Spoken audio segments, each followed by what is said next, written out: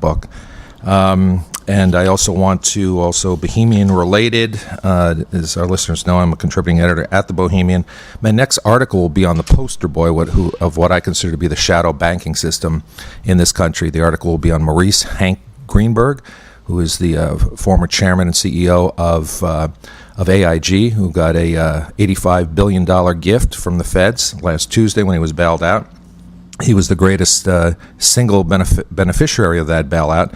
There are a lot of things about Hank Greenberg that we need to know, including that he was up to be director of the CIA back in the Bush administration. He was deputy chairman of the Council on Foreign Relations, that he's very busy in China right now looking to buy U.S. assets at pennies on the dollar on behalf of Chinese institutions. So look for that article in the next couple of weeks.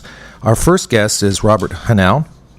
Robert Hanel is Professor Emeritus of Economics at American University and is currently visiting at Portland State University. Hanel's most recent books are Panic Rules, Everything You Need to Know About the Global Economy, The ABCs of Political Economy, A Modern Approach, and Economic Justice and Democracy from Competition to Cooperation.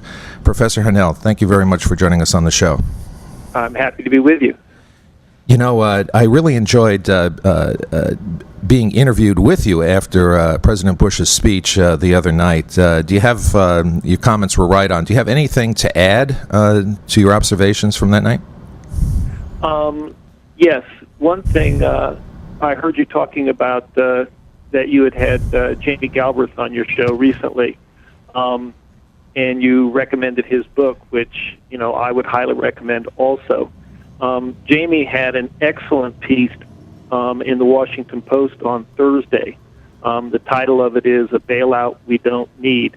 It's an excellent piece. And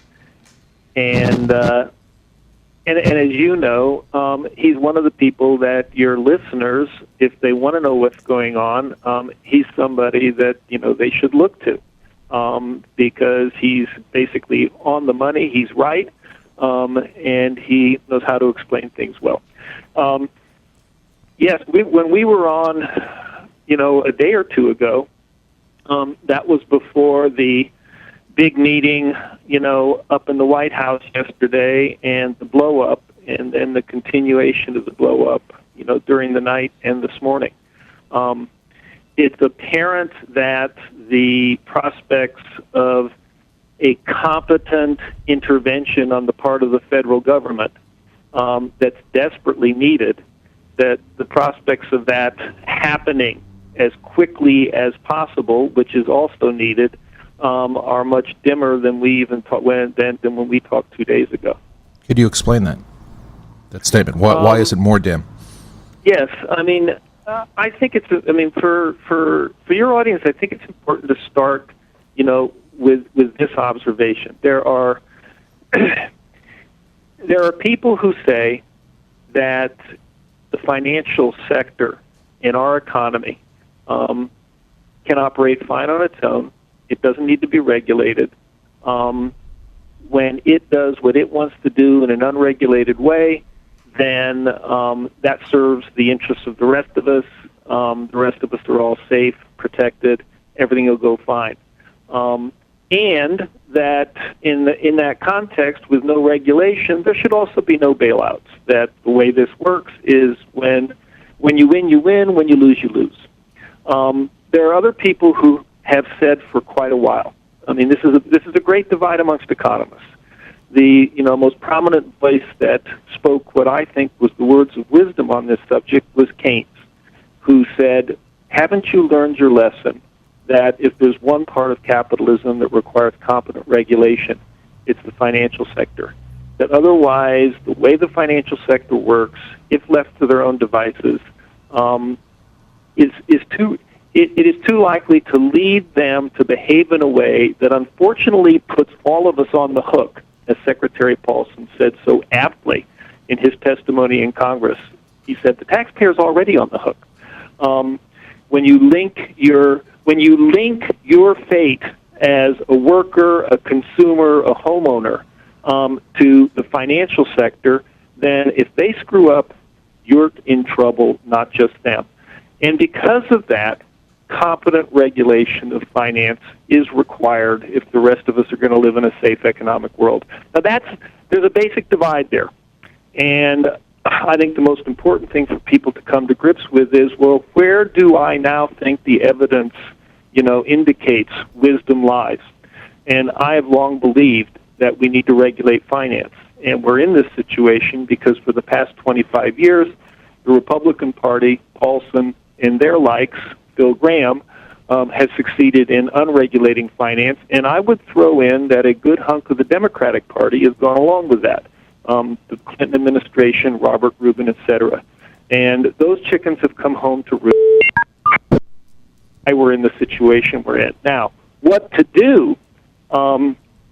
Also, you have the Republican caucus in the House of Representatives basically playing out their line, which is no more regulation, less regulation, and we don't want the government to come in and further regulate finance, and we don't want the government to come in and, buy up shares in these firms. That's basically, creeping socialism. They want to continue to preach the same message.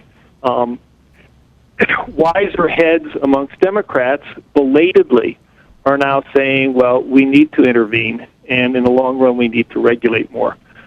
Whether the Democrats will, win the day in this particular case is what remains to be seen.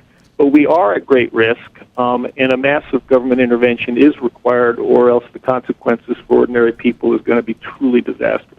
I couldn't agree with you more, Professor. As you know, I've worked on Wall Street for years. I co-founded a multi-billion-dollar hedge fund. I've worked for Spear Leeds on the floor of the New York Stock Exchange, on the floor of the COMEX and the CBOT and the New York Merc. I pretty well know the mind of the robber baron because, hey, I was one. I think that's something that's getting lost in this debate. That we're bailing out a kind of subspecies of human being, the kind of, you can call them riverboat gamblers, you can call them whatever, but Wall Street has become a casino. The instruments that they now trade are highly leveraged, they're highly speculative, instruments are not fairly priced. Things like risk management and value pricing and value models have completely gone out the window as Wall Street has become the new Las Vegas. Average person should be asking, why are we bailing them out? Why are we bailing these guys out? Do you agree? So